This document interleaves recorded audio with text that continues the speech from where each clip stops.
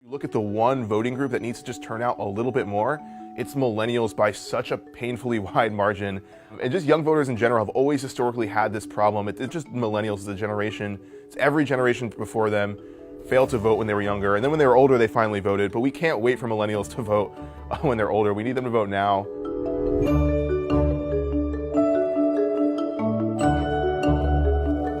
I'm the co-founder and executive director of Build the Wave. We're a progressive grassroots organization that specializes in digital outreach and texting campaigns. Really, every competitive campaign right now is utilizing texting. We've sent over 800,000 texts so far this year. Our goal is to send another million by election day. And with a text, it's just a much less intrusive way to connect with that voter and talk to them. And especially for millennials, it's much more natural for them.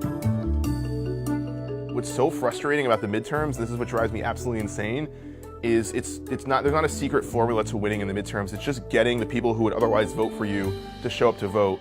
Every single midterm election, 20 million voters just disappear who had previously voted in the presidential election. But if they turn out in the same way baby boomers do, they would absolutely completely swing the election in the opposite direction. Just statistically, they're the biggest voting group. And this is how we've approached them. We've just come to them with saying, look, I know you feel like your vote doesn't matter, but that's absolutely wrong, because if you look at historically how elections have been decided, especially recently, they've become incredibly close. You can look at Florida in 2000, where 300 votes decided the presidential election.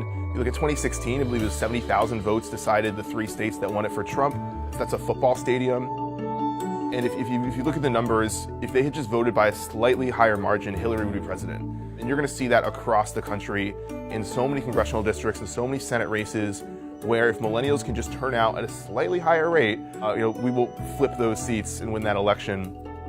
If you look at the polls, they are the most idealistic generation. They're also the best educated. So I think if you connect with them on a real level and you talk to them about the issues that matter, and even if they may not care about that issue, they'll listen and they'll pay attention. If you make a strong enough argument, you'll probably persuade them because they do care and they are paying attention. They're just a bit disillusioned and frustrated with what they're seeing.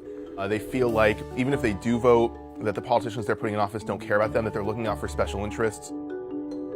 If you vote for candidates who aren't accepting special interest money and who've pledged to get the money out of politics, who've pledged to reduce lobbying and reduce its impact, who've pledged to hold corporations accountable, who've pledged to hold the wealthy accountable, make sure they're paying their fair share.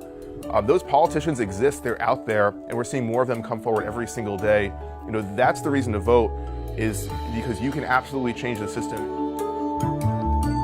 Unifying our country can be done. We just need to come together and work at it. And I think if you bring that message to millennials and express that to them, you'll be surprised at the outcome, because a lot of them do want something to believe in. They look at reality and they look at what we have right now in Washington, and it disenfranchises them. But if you can bring them in on a message of hope and inspiration, I do believe that will change.